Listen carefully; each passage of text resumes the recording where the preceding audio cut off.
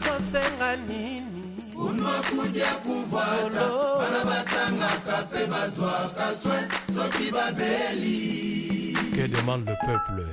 Raia analomba nini? Peuple azosenga nini unwa kudia kuvwata bana batangaka pe bazwaka soin soki babeli. Peuple souverain. Peuple souverain, votre émission produite par le Centre d'études pour l'action sociale, CEPAS, présentée par le père Emmanuel Bouéa du secteur recherche et animation sociopolitique, assisté à la technique par l'ingénieur David Mukwela.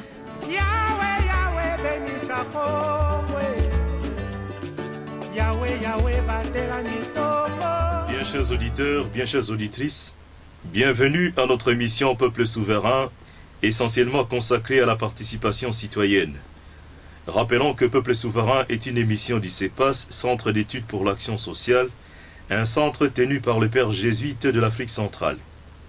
Aujourd'hui, nous allons parler de la participation citoyenne en termes d'interaction entre les citoyens récepteurs de l'information et les agents des médias créateurs de l'opinion. Quelle image ceux-ci véhiculent-ils de l'Afrique, du Congo? Qu'est-ce que, au fait, une information objective? Peut-on être immunisé contre les préjugés et les stéréotypes lorsqu'on donne l'information? Dans quelle mesure peut-on être des consommateurs avertis de l'information traitée ailleurs? Les médias occidentaux parlant de l'Afrique disent-ils ce qui est ou ce qu'ils veulent dire? On peut le constater, l'orientation idéologique n'est pas absente dans leurs analyses et leurs discours. Et la position herméneutique des journalistes occidentaux n'échappe toujours pas aux contraintes de la géopolitique ni du poids de l'histoire. Et donc partant, bien chers auditeurs et bien chères auditrices, il est très important d'écouter RFI, BBC, La Voix de l'Amérique avec une oreille avertie, ou de regarder TV5 Monde, CNN et bien d'autres chaînes occidentales avec un œil critique. C'est de cela dont nous allons parler avec notre invité que nous avons l'insigne honneur de recevoir dans notre studio. Il s'agit du professeur Léon Martin Bembo Likongo, docteur en French and Communication, avec une thèse portant le titre Prospective d'une sémiotique de l'audiovisuel. En d'autres termes, il se pose la question du sens qui se construit dans un message audiovisuel. Entendez la télévision, le cinéma, la vidéo et bien d'autres moyens. Le professeur Léon Martin Bembo est professeur à l'UCC, Université catholique du Congo, et dans bien d'autres institutions universitaires. Il est aussi directeur de Media Training au Collège des hautes études de stratégie et de défense ici à Kinshasa. Rappelons que le professeur est auteur de plusieurs publications scientifiques et dans notre revue du CEPAS Congo-Afrique, il est à son deuxième article. Le premier portait le titre Alternative pour des cultures africaines de développement. Et son domaine de recherche, c'est la communication audiovisuelle et la culture numérique, entendez les nouveaux médias. Et sa spécialité, c'est la construction socio-sémiotique de l'image, image à comprendre au sens de représentation. Voilà, bien chers auditeurs, bien chères auditrices, nous sommes en face d'un expert de la question des communications.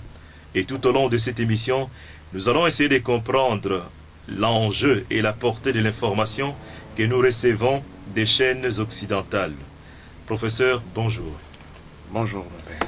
Bienvenue à cette émission et nous vous remercions vraiment pour votre disponibilité. Nous avons été intéressés par l'article remarquable que vous avez rédigé pour la revue Congo-Afrique qui portait le titre « L'Afrique dans les médias occidentaux, un continent apocalyptique, point d'interrogation ». Et en le lisant, on se rend compte que c'est vraiment une analyse au scalpel d'un spécialiste de l'information très attentif à la manière dont l'information est traitée et présentée. Et là-dedans, vous parlez des stéréotypes. Je voulais commencer peut-être par cette question-là.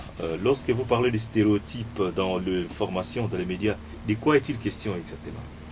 Il s'agit de la manière dont ces médias sont arrivés à construire une certaine représentation du continent africain. Il s'agit de la manière dont ces médias sont arrivés à installer dans les esprits des gens une certaine image je vais dire, stable du continent africain. Une image non dynamique, une image qui ne bouge pas. Voilà, l'Afrique est présentée avec une image non dynamique et pourtant le continent est en progrès, en devenir constant. Quels sont ces stéréotypes? Évidemment, sans doute, il y en a plusieurs. Est-ce que vous pouvez évoquer un peu ces stéréotypes et aider nos auditeurs à comprendre que ces images sont pratiquement fausses puisque les continents bougent, mais ces images restent statiques? Effectivement, il y a Art qui a élaboré comme ça 10 mythes, ou si vous voulez 10 stéréotypes lorsqu'on parle de l'Afrique dans les médias occidentaux. Le premier stéréotype porte sur le manque de progrès. En fait, dans les médias occidentaux, on a tendance à dépeindre l'Afrique comme étant un continent arriéré, un continent qui ne se développe pas, un continent qui est resté à un point. Vous voyez, vous venez aujourd'hui à Kinshasa par exemple, et vous repartez, vous revenez, je veux dire 10 jours après, vous trouvez que rien ne bouge, rien ne change. Vous revenez 5 ans après, vous trouvez que rien ne bouge, rien ne change. C'est de cette manière que l'Afrique est représentée. Ça, c'est le premier, je veux dire, le premier stéréotype caractéristique de l'Afrique dans ces médias. Le deuxième, c'est le stéréotype du présent intemporel. C'est-à-dire, c'est le stéréotype du présent intemporel. C'est-à-dire, l'Africain est présenté comme quelqu'un qui n'a rien à voir avec le temps. Rien à voir avec le temps. C'est-à-dire, il peut commencer quelque chose sans pour autant mesurer quel temps ça pourrait prendre, ok? Quel temps ça pourrait prendre et prendre des précautions par rapport à cela. Troisièmement, l'Africain est présenté selon le stéréotype du primitif et de l'exotique. Lorsqu'on parle de l'Africain ou de l'Afrique dans les médias occidentaux, on a tendance à l'associer à des coutumes, vous voyez, à des rituels, à des mythes, comme si ça n'existe pas ailleurs. Quatrièmement, lorsqu'on parle de l'Africain, on a tendance à les stéréotyper comme étant un homme très ancré dans les traditions. Vous voyez, très ancré dans les traditions. Sixièmement, lorsqu'on parle l'Africain, on a tendance... Cinquièmement, oui. Lorsqu'on parle l'Africain, on a tendance à présenter l'Afrique comme étant un pays. C'est-à-dire? Comme étant un pays. Ça donne l'impression que, en Afrique, lorsque vous êtes au Congo démocratique, vous êtes au Cameroun, vous êtes au Nigeria, vous êtes au même endroit. Alors que, lorsqu'on parle de France, lorsqu'on parle de l'Angleterre, on voudrait parler des deux lieux totalement différents. Mais lorsqu'on parle de l'Afrique ou lorsqu'on parle d'un problème qui sévit dans un pays africain, on en fait un problème qui sévit dans toute l'Afrique. J'ai un exemple. Il y a eu Ebola en Sierra Leone. On parlait de l'Ebola en Afrique. Comme si Ebola a été vécu partout dans l'Afrique. Non, en Algérie, il n'y a pas eu Ebola. En Afrique du Sud, il n'y a pas eu Ebola. Mais la manière dont on a parlé de l'Ebola, ça donnait l'impression que l'Ebola, c'était dans tous les 4 coins de l'Afrique. Professeur, je voulais revenir un peu sur le deuxième stéréotype. Vous avez parlé du primitif intemporel, l'Africain qui ne considère pas les temps. Quelque part, je voulais prendre la place de ces Occidentaux qui observent l'Afrique. Est-ce que ce n'est pas vrai quelque part, dans la mesure où la gestion du temps pose problème en Afrique? Regardez un peu, nous programmons très peu, la ponctualité, le retard, l'anticipation, bref.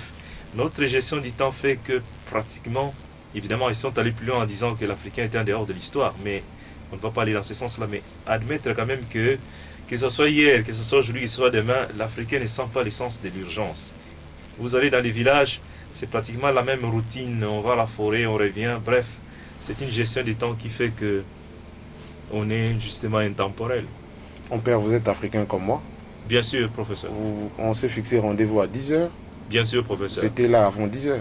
Tout à fait, professeur. Je suis arrivé ici, je crois, 15 minutes avant. Tout à fait, professeur. Je suis africain. Tout à fait. C'est pour vous dire qu'on ne peut pas partir des exemples ou de l'exemple de quelques Africains qui ont abusé de la notion du temps pour généraliser sur toute l'Afrique.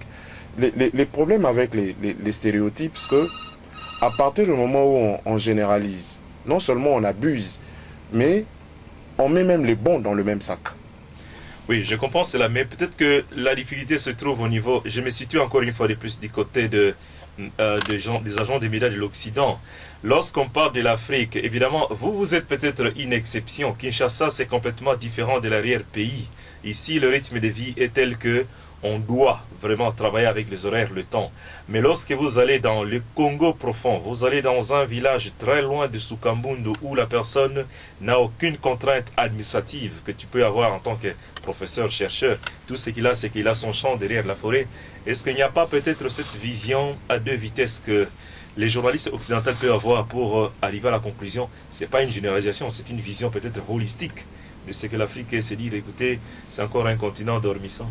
Ce que l'on devrait peut-être commencer par comprendre, nous sommes en ville, c'est vrai, quelle est la conception du temps dans l'arrière-pays? Voilà, c'est là toute la question. Voilà, quelle est la conception du temps dans l'arrière-pays, ou quelle est la conception du temps, là où on accuse les gens d'être intemporels? La conception du temps d'un occidental n'est pas nécessairement la conception du temps d'un Africain ou d'un Congolais, ou je vais dire d'un villageois dans un village quelconque. Ça ne signifie pas que, puisque cette conception ne répond pas aux critères d'analyse des Occidentaux, ce que l'Africain est intemporel. L'Africain respecte le temps selon sa conception du temps.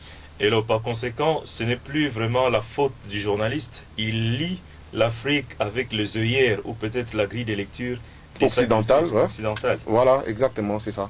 Et donc, c'est plus un travail de communication ou d'interprétation de la manière de vivre plutôt que des stéréotypes délibérément choisis pour caricaturer un continent. Oui, on va peut-être en parler un peu plus tard, parce que lorsqu'on définit les choses sans pour autant donner la parole à ceux qui vivent, je veux dire, l'événement ou le problème, on parle à leur place, on parle souvent abusivement. On est souvent à côté. Je vais donner un exemple. Nous savons par notre histoire, ce que nos aïeux se réveillaient très tôt le matin au premier chant du coq. Vous voyez, cette conception du temps n'est pas occidentale. C'est une conception du temps de chez nous. Vous voyez, ce premier chant du coq arrive à 3 heures du matin, selon le temps occidental. Vous voyez, alors, l'occidental qui voit peut-être l'Africain se réveiller à cette heure-là, à 3 heures du matin, il peut le traiter de malade. Vous voyez, il le traiterait de malade de par sa conception à lui du temps. Vous voyez, donc, les vrais problèmes, c'est de laisser chacun vivre la temporalité de sa culture. C'est ça le vrai problème. Voilà, bien chers auditeurs, bien chères auditrices, rappelons que nous sommes en train de suivre notre émission Peuple Souverain et aujourd'hui nous sommes intéressés à voir comment les médias occidentaux dépeignent l'Afrique, comment les journalistes de l'autre monde rapportent les événements qui se passent dans notre pays. Est-ce que le font-ils de façon objective ou obéissent-elles peut-être à des œillères et à des manières de pratiquer qui ne sont pas forcément les nôtres? Professeur, je voudrais un peu revenir à l'autre stéréotype que vous avez présenté. Lorsque vous avez parlé de la manière des Occidentaux de considérer l'Afrique, non pas comme un continent avec plus de 50 pays, mais plutôt comme simplement un pays. Est-ce que quelque part, est-ce que c'est une ignorance délibérée, étant donné que les médias ont tellement explosé ou implosé qu'il est impossible d'ignorer quand même ce qui se passe, ou bien c'est une stratégie? Ce qui me conduit peut-être à la deuxième question. Vous avez dit que à la page 361 du livre, vous avez présenté les stratégies procédurales utilisées par la plupart des médias occidentaux pour produire de représentations du continent. Vous pouvez un peu expliquer à nos auditeurs de quoi est-il question? Est-ce que c'est une épistémologie, une ignorance délibérée? Est-ce que c'est vraiment, ils sont ignorants parce qu'ils ne connaissent pas? Ou c'est des stratégies comme vous dites ici? Oui, c'est qu'il faut commencer par peut-être dire ce que je crois que tous les théoriciens en sciences de l'information et de la communication savent cela. Il y a une théorie en communication qu'on appelle la théorie de l'agenda setting ou la théorie de l'agenda programmé. De quoi est-il question dans cette théorie? Cette théorie postule que En réalité, les médias ne nous informent pas. Ah bon? Non. En réalité, les médias nous disent plutôt ce qu'ils veulent que nous pensons. Voilà qui devient intéressant. Et alors, pourquoi ils appellent ça information? Tout ça, c'est idéologique. En réalité, les médias ne nous disent pas les faits. Je vais vous donner... Donc, il n'y a pas d'objectivité dans l'information. Moi, j'ai toujours... L'objectivité peut être là. Laissez-moi peut-être... construite. Oui, elle est construite. Laissez-moi peut-être achever l'idée. Lorsque je dis que les médias ne nous informent pas, ils nous disent ce qu'ils veulent que nous pensons, ça signifie ceci. Je partirai d'un fait. Il y a eu un accident sur le boulevard du 30 juin.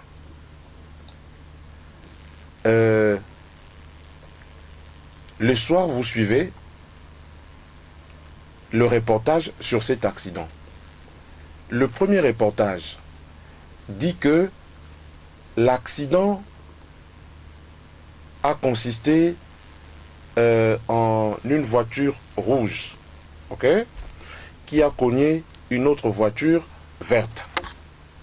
Ok, effectivement, sur le lieu ou dans les images que vous voyez à la télévision, vous voyez une voiture rouge, ok, qui a cogné une voiture verte. C'est objectif. Dans un autre média qui rapporte sur le même fait, on vous dit que l'accident, c'était le ministre du Tourisme, ok, qui a cogné un taxi, ok, dans lequel se trouvait un enfant de 7 ans qui est mort. C'est dans le deuxième média. Il n'a pas non plus menti. Effectivement. Ce sont les faits. Ça sont les faits. Effectivement, dans la voiture rouge, ok, se trouvait un ministre, ok. Dans la voiture verte se trouvait un enfant. Lorsque la voiture rouge appartenant au ministre a cogné la voiture verte, ok, l'enfant qui se trouvait dans cette voiture est morte. Dans un autre média, vous entendrez que 2 voitures se sont cognées, une rouge, l'autre verte, et l'affaire est devant les tribunaux. Dans les 3 cas de figure, personne n'a menti. Dans les 3 cas de figure, personne n'a menti. Mais simplement, chacun des médias a voulu nous donner une certaine impression sur l'événement. C'est ce que font ces médias-là. C'est-à-dire, ils se fondent sur des faits, okay? Ils se fondent sur des faits, et derrière les faits, ils construisent la représentation qu'ils veulent que les gens aient dans leur tête sur ce fait-là. C'est de ça qu'il est question. Vous voyez? Dans les 3 cas de figure que je vous ai donnés, rien n'est faux. Il y a eu une voiture verte, il y a eu une voiture bleue, pardon, une voiture rouge, rien n'est faux. Mais simplement, chacun des médias prend un angle. Et l'angle n'est pas pris, je veux dire, sans intention. Vous voyez, c'est de là que l'aspect idéologique vient, en fait, je veux dire, orienter l'information. Et dans l'article, vous parlez, disons, des stratégies justement pour orienter l'information, créer des représentations. Vous en avez évoqué une dizaine. Pouvez-vous expliquer même 1 ou 2 stratégies pour que les auditeurs comprennent que lorsqu'ils reçoivent l'information, cette information ne vient pas de façon neutre. Elle est déjà travaillée par justement ces filtres idéologiques. Justement, il y a la première stratégie, c'est la stratégie de l'omission. C'est la stratégie de l'omission. La stratégie de l'omission consiste en fait à faire quoi? On a observé un fait. On a observé un fait. Et dans les faits qu'on a observés, on choisit de parler d'un certain nombre d'éléments et d'ignorer d'autres. Vous voyez, c'est fait délibérément. Vous voyez, mais seulement ce choix-là est idéologique. Mais si tel est le cas, professeur, c'est difficile d'avoir une information objective et complète, puisque on sera toujours dans un angle pour interpréter la même réalité. Voilà pourquoi il est conseillé de plus en plus de multiplier les sources d'informations. C'est-à-dire, au lieu de suivre les informations dans un seul média, il faut plutôt multiplier les sources d'informations. C'est-à-dire, nous avons 10 radios. Dans un exemple, nous avons 10 radios. Vous suivrez vous suivez la même information RFI, sur RFI, mais vous suivez Voix de aussi sur l'Amérique, la Voix de l'Amérique, BBC. sur BBC. Ça vous permet à la fin d'avoir une image générale de cette information. Mais si vous vous fiez à un seul média, il y a un risque, très gros d'ailleurs, d'être, idéologisé par ce seul média. C'est un peu ce que vous avez évoqué de Chimamanda qui parle des signes de story. Voilà. Vous pouvez un peu expliquer à nos Les auditeurs? dangers d'une histoire unique.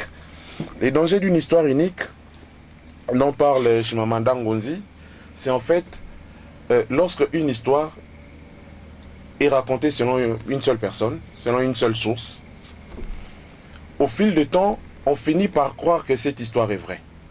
On finit par croire que une autre possibilité n'a jamais existé. Je peux donner un exemple. Nous avons étudié à l'école que Diego Cao est celui qui a découvert l'embouchure du fleuve Zaïre, enfin du fleuve Congo. Et on les répète jusqu'aujourd'hui, même dans les livres d'histoire jusqu'aujourd'hui, on les raconte. Lorsque vous entendez ça, vous le racontez à vos enfants. Vos enfants vont les raconter à leurs enfants. Ça devient une histoire unique. Et cette histoire unique reste dans nos têtes comme étant une vérité d'évangile. Or, par intuition d'intellectuel, on peut se poser la question. Mais lorsque cet homme est allé découvrir cette embouchure-là, il n'y avait personne à côté.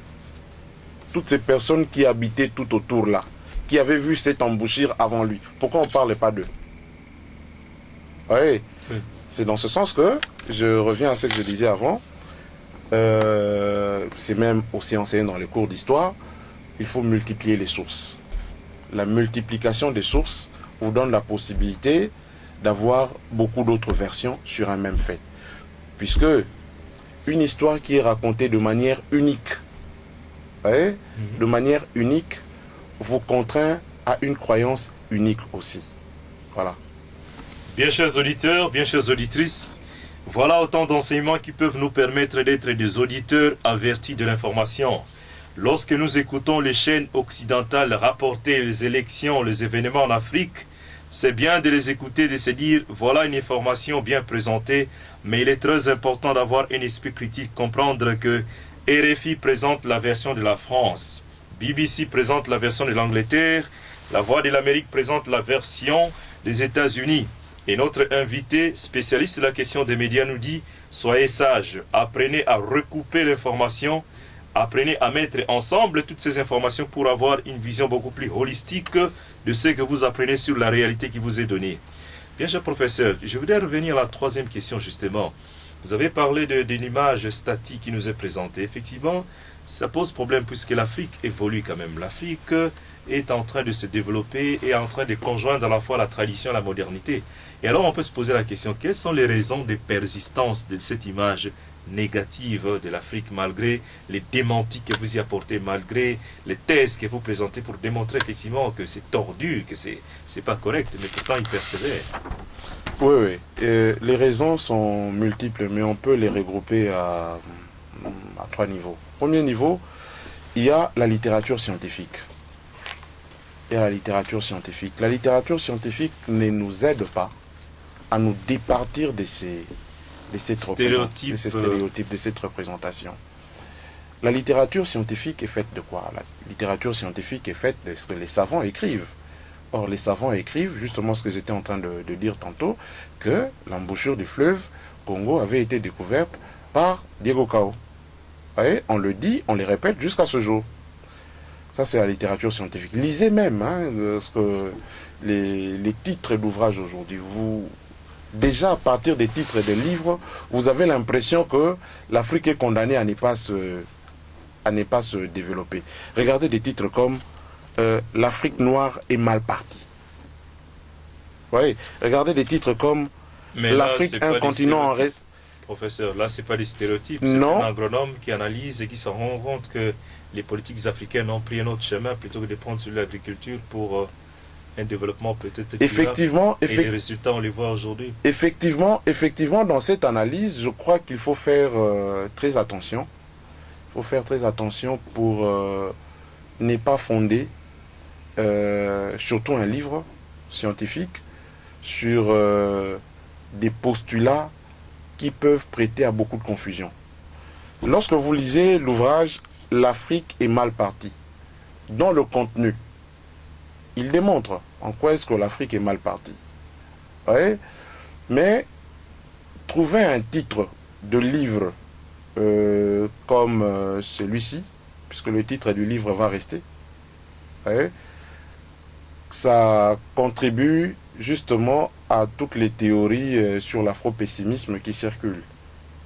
Ouais. Si par contre le titre de l'ouvrage était révélateur, je veux dire d'un certain optimisme, ok, d'un certain optimisme qui partirait justement de cette analyse selon laquelle l'Afrique est mal partie, on ne serait pas en train de débattre de cet ouvrage. Et pourtant, professeur, il existe quand même une abondante littérature où des Africains sont montés au créneau pour déconstruire justement toutes ces images négatives et présenter l'autre face positive.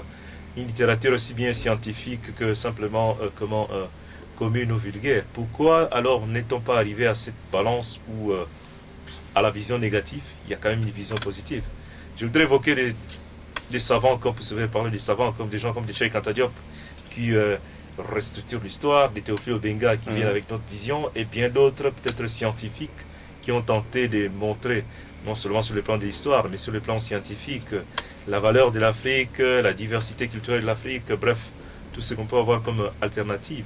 Mais comment se fait-il qu'il y a ce que vous avez appelé persistance vraiment de l'image négative? C'est ça ce que j'étais en train de dire. Il y a la première raison, j'étais en train de dire, il y a la littérature scientifique. La deuxième raison, il y a ce que l'école,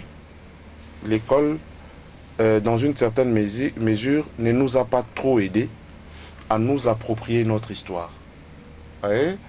Je vais donner un exemple qui ne cadre pas directement avec peut-être d'autres questions, mais dans la chute, vous allez voir que l'exemple peut être intéressant. Je donne un exemple.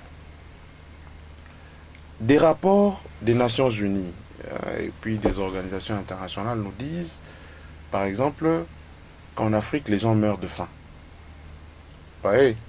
Qu'en Afrique, les gens meurent de faim. En Afrique, les populations sont pauvres. Avec des statistiques, professeur. Avec des statistiques. Est-ce qu'ils savent notre conception de la pauvreté et de la richesse? Notre conception authentique de la pauvreté et de la richesse. Je donne un exemple.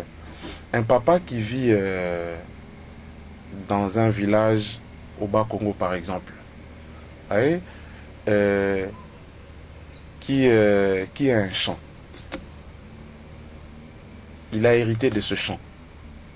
Ouais, il vit tout son bonheur avec son champ. Simplement par le fait qu'il ne s'habille pas comme vous voulez qu'il s'habille, vous allez dire qu'il est pauvre. Prof, peut-être ça c'est un exemple plus ou moins discutable, mais lorsqu'on parle, je donne un cas concret de la RDC, avec la crise que nous avons connue dans les Kasaï, des Boinansapou et toute la guerre, la PAM parle d'une crise, d'une malnutrition sévère qui frappe des millions d'enfants, et on voit des images. Là, vraiment, c'est irréfutable quand même. Oui, oui, c'est irréfutable. Je ne refuse pas je ne refuse pas ce que PAM, ce que NUD peuvent dire à ce sujet. Mais simplement, je demande que, dans une certaine mesure, que l'on considère nos propres définitions de tous ces concepts qui sont utilisés, voilà, pour, tous ces concepts, pour dépeindre l'Afrique. Le continent. Voilà, ça c'était la première raison. En fait, la deuxième raison, c'est la politique extérieure des pays occidentaux. C'est-à-dire, la politique extérieure des pays occidentaux voudrait, en fait, pour légitimer les guerres qu'ils créent, que ces pays créent en Afrique, pour légitimer les fonds qui sont détournés à travers le monde, ils créent une certaine image de l'Afrique pour, en fait, justifier les aides. Et les aides, je veux dire qu'ils envoient en Afrique, mais en réalité, lesquelles aides n'aident pas vraiment l'Afrique. Ouais. Pour légitimer toutes ces aides-là, il faut dépeindre l'Afrique comme étant un continent misérable, un continent où les gens meurent toutes les 2 minutes. Mais pourquoi légitimer une aide, prof? Une aide reste une aide. Non, non, en réalité, ce qu'on veut légitimer, ce n'est pas l'aide en soi. Ah bon? En réalité, ce qu'on veut légitimer, c'est cette politique qui consiste à fournir des armes à des rébellions, à fournir, à créer des divisions dans les classes politiques en Afrique.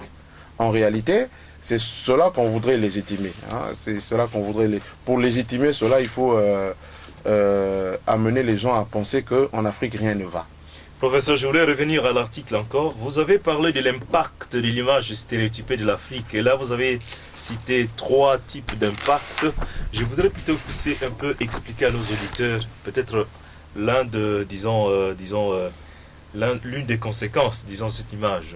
Comme ça, ils prennent conscience un peu qu'ils sont des consommateurs peut-être manipulés ou alors orientés idéologiquement. Et alors, ils pourront accueillir l'information autrement. L'impact de l'image stéréotypée que l'on donne de quelqu'un, pas seulement de l'Afrique, de manière générale, l'impact de cela, parce que chaque fois qu'on parle de cette personne, on n'informe pas. C'est plutôt le contraire. C'est plutôt le contraire. On ne dit pas la vérité. Non, non, on n'informe pas, on désinforme. Oui. Alors, lorsque on parle de l'Afrique avec une image stéréotypée, on n'informe pas sur l'Afrique. On désinforme sur l'Afrique. Donc, doit-on conclure que RFI, BBC, CNN, lorsqu'ils nous abreuvent d'informations, c'est pour peut-être nous désinformer? Père, nous avons été témoins de beaucoup de faits ici. Lorsque les troupes de Laurent Désiré Kabila étaient en train de marcher sur Kinshasa, c'était une guerre médiatique. Voilà, dans la guerre médiatique, on nous fait entendre que la ville de Limete, qui se trouve à 200 km de Kinshasa, est tombée. Oui, ça c'est une information, une désinformation. Désinformation, bien sûr. Voilà. Donc c'est en fait cela. Aussi autre chose... Mais là c'est une accusation grave, professeur. Non, mais aussi... Ce serait un manque de professionnalisme, mais s'ils se mettent à donner des informations inexactes. Effectivement. Mais aussi autre chose que lorsqu'on on est trop imbibé par les idéologies de stéréotypation, parce que lorsqu'on veut informer sur un fait, on a tendance à ignorer beaucoup de paramètres de ce fait-là. Hein? On a tendance à ignorer beaucoup de paramètres de ces faits. Ça fait qu'au finish, l'information n'est plus une information, mais plutôt une désinformation. Lorsqu'on parle de la misère à Kinshasa, par exemple, on veut montrer ça à la télévision. Dans un reportage sur TV5, vous verrez, on montrerait des taudis où il n'y a pas de courant. On dira qu'à Kinshasa, il n'y a pas de courant, que les gens vivent dans les taudis, les gens vivent dans des conditions très précaires. Or, on sait que dans la même ville de Kinshasa, il y a des quartiers où le courant, en tout cas, part très difficilement. Or, lorsqu'on parle de Kinshasa, en métaphorisant ou en créant une métonymie sur un petit quartier où effectivement il y a des problèmes, en généralisant, de façon abusive même. En généralisant les façons abusives, là on n'informe pas, on désinforme. Professeur, vous avez aussi parlé de la validation du privilège blanc. C'est quoi les privilèges blancs? Effectivement, à force de donner de l'Afrique une image négative, l'Africain lui-même a fini par commencer à croire en cela. C'est-à-dire les vrais... on a intériorisé... Oui, à force de l'entendre, on a fini par l'intérioriser. Regardez ce que nous disons de notre propre ville ou de notre propre pays. Mbogo et Bongali sauté. Kinshasa la poubelle. Kinshasa la poubelle. C'est vrai, prof, c'est plein d'immondices. Quand vous allez à Washington, quand vous allez à Toronto, c'est propre et les rues sont vraiment bien entretenues. Quand vous venez ici, vous promenez dans les quartiers, vous ne savez pas même pas où mettre le pied. Ce n'est que l'objectivité. Le problème, comme j'étais en train de dire tantôt, c'est que lorsque vous faites de cela une représentation, cette réalité, vous en faites une représentation, vous le dites, vous le redites à tout moment. Voyez, la personne ou les récepteurs, ceux qui reçoivent l'information, finissent par commencer à croire que c'est cela la vérité et ça restera comme ça. Voyez, or, nous, on devrait être plutôt dans l'optique d'une possibilité de dynamisme. C'est vrai que maintenant, ça se passe comme ça. Mais que doit-on faire pour que ça change? Voilà, c'est peut-être dans cette perspective-là qu'il nous faut entrer parce que nous avons passé le temps à déconstruire, à critiquer, à analyser. Vous terminez votre article remarquable par une conclusion que je voudrais vraiment, que je vois très heureuse. Et vous l'intitulez pour une nouvelle stratégie image de l'Afrique. Et là, vous proposez, pour y parvenir, quelles sont les voies et moyens qu'il faut prendre. Pouvez-vous nous dire un peu quelle est cette nouvelle stratégie image? J'aime bien l'expression. Oui, la nouvelle stratégie image de l'Afrique voudrait que lorsqu'on parle de l'Afrique, on ne parle pas de l'Afrique comme étant un cas particulier. Regardez sur RFI, hein, permettez-moi de citer. Regardez sur RFI, on dit édition Afrique. Après l'édition Afrique, on dit édition monde. Donc l'Afrique ne fait pas partie du monde. Non, peut-être parce qu'ils ont beaucoup plus d'auditeurs en Afrique qu'ailleurs. Non. Pourquoi stéréotyper les choses de cette manière? Ça donne l'impression que... Et pourquoi prendre ça pour les stéréotypes, professeur? Justement, la France a colonisé plus de 30 pays. Non. En fait, les problèmes, le fait de catégoriser de cette manière-là, ça... Et à force de l'entendre, on risque de commencer à croire à un certain moment que nous sommes effectivement... des tiers-mondistes comme on nous a défini à un moment. Nous sommes effectivement des mises à part. Que nous ne faisons pas partie de la catégorie générale. Nous sommes un cas particulier. C'est ça le problème. Oui. La nouvelle stratégie image de l'Afrique voudrait que l'on normalise le traitement de l'information sur l'Afrique. Normaliser, ça signifie quoi? Que l'on parle de l'Afrique autant qu'on parlerait de la Belgique, autant qu'on parlerait des États-Unis, autant qu'on parlerait du Canada, que ce soit un cas normal, que ce ne soit pas un cas particulier. Oui, que ce ne soit pas un cas de traitement très particulier. C'est ça la normalisation. Ça, c'est la première stratégie. Prof, avant d'aller à la deuxième stratégie, ça se comprend dans un sens. Supposons que vous êtes aux États-Unis et que tout le temps vous suivez CNN. CNN, il dit absolument rien de l'Afrique. Alors, vous voulez entendre quelque chose du continent? En ouvrant RFI, il vous donne quand même l'information sur le Bénin, Ghana. N'est-ce pas un avantage quand même? Oui, c'est à un certain moment, on l'a vu justement comme un avantage. À un certain moment, je dis bien. Et puis, arrivé à un moment, on a commencé à suivre tout un tas d'émissions qui, à longueur de la journée, dépeignent l'Afrique d'une certaine manière. Et nous, intellectuels, ça a commencé à susciter notre attention. Mais pourquoi? C'est vrai que dans d'autres médias, dans les médias américains et consorts, on ne parle pas trop de l'Afrique, ça c'est vrai.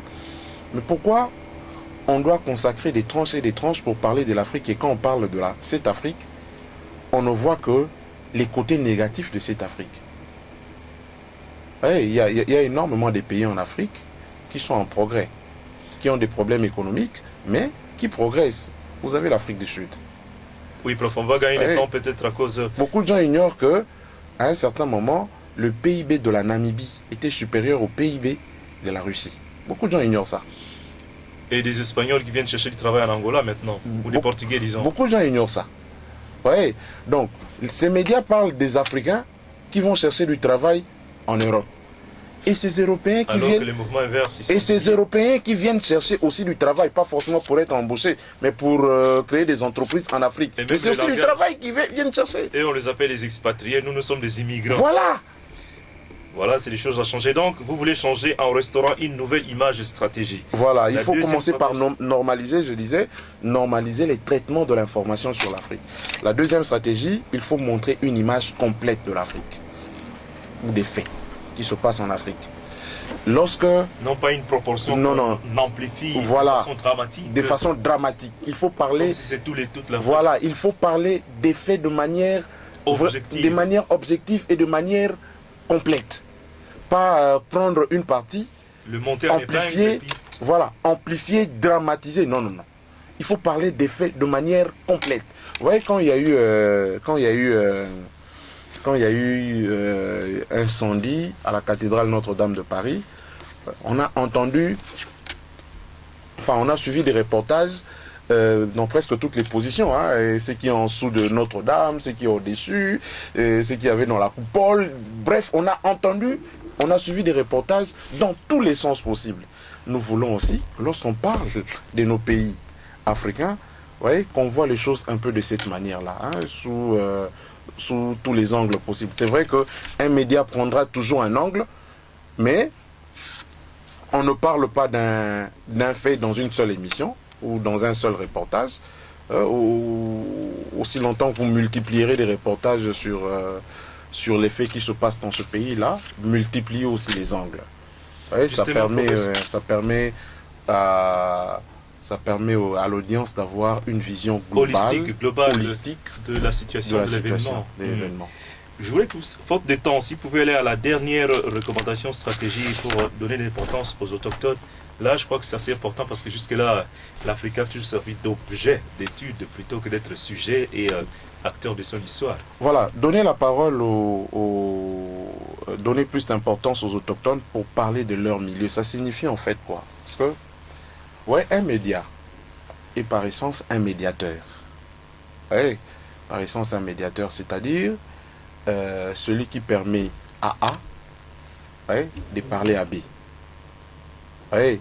Alors, lorsqu'un média prend la place de A pour commencer à parler à la place de A à B, ouais, là, ça devient subjectif. Ouais. Alors, ce que nous voulons, ou ce que nous préconisons, c'est justement ce que, lorsqu'on parle de l'Afrique, que l'on donne la parole aux Africains pour définir leurs problèmes, pour définir les choses telles qu'ils pensent.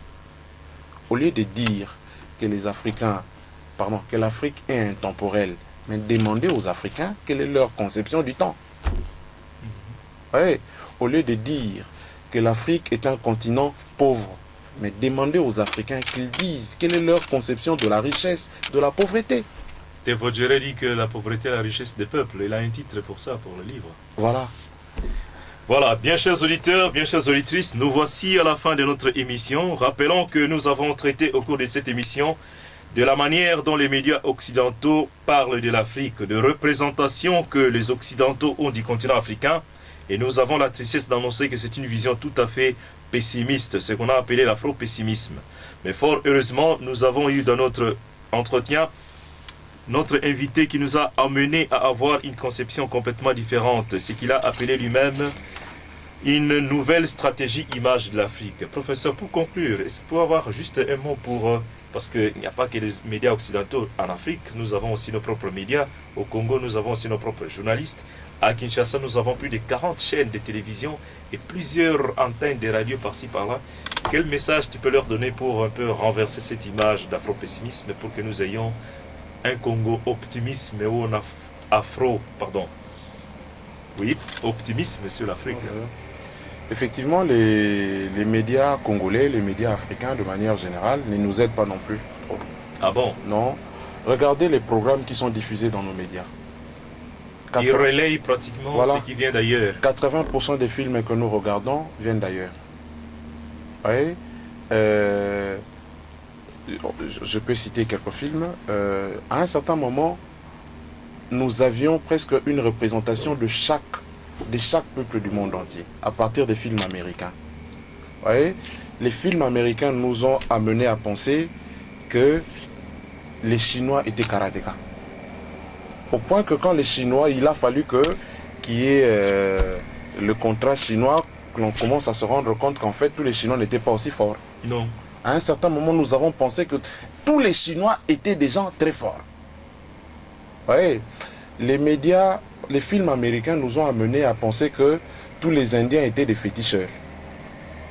Vous voyez, et jusqu'à un passé récent, on continue à penser comme ça. Il a fallu que les Indiens eux-mêmes commencent à créer leurs films pour qu'on ait une autre image des Indiens.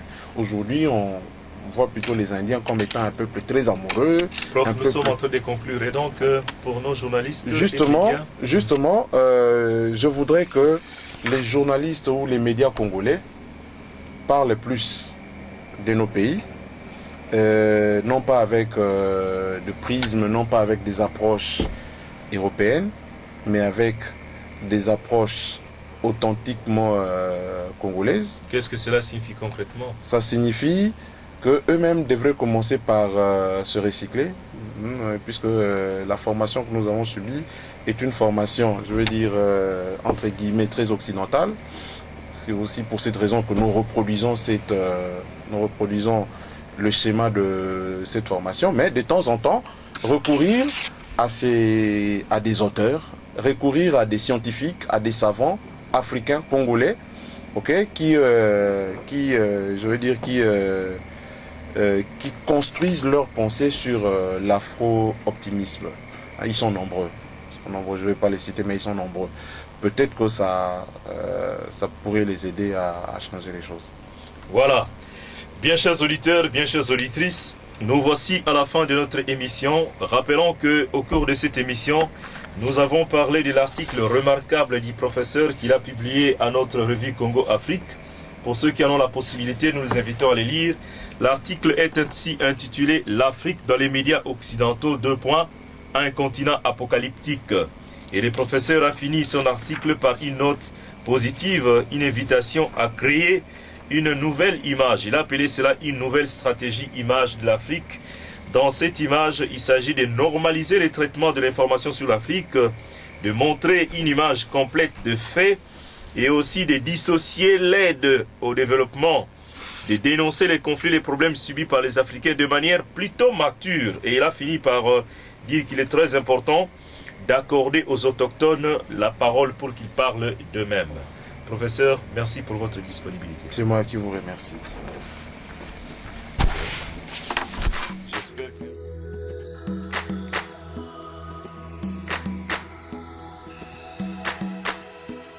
peuple azosenga nini unwa kuja kuvwata bana batangaka pe bazwaka soin soki babeli. Que demande le peuple?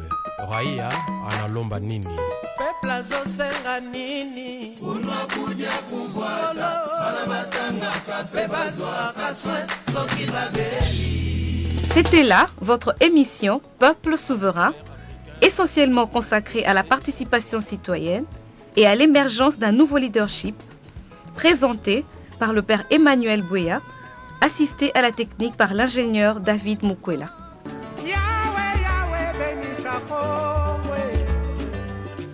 Yahweh, Yahweh, batela nito.